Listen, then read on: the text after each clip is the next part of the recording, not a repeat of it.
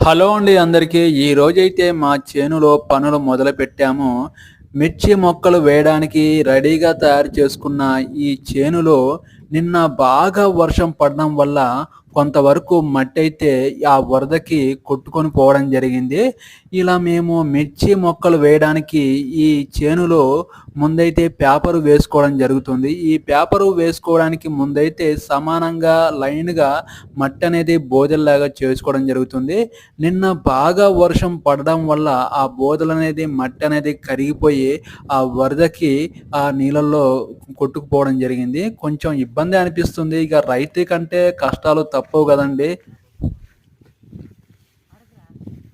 మాలాంటి రైతులకి నష్టమొచ్చినా వ్యవసాయం చేయాల్సిందే, లాభమొచ్చినా వ్యవసాయం చేయాల్సిందే. మా జీవితం అనేది ఈ వ్యవసాయంతో ముడిపడి ఉంది. ఈ మిరప మొక్కలు వేసే టైంలో బాగా వర్షాలు పడితే కొంతవరకు నష్టం కలగవచ్చు. ఎందుకంటే పనిలో కొంతవరకు ఆటంకం కలుగుతుంది.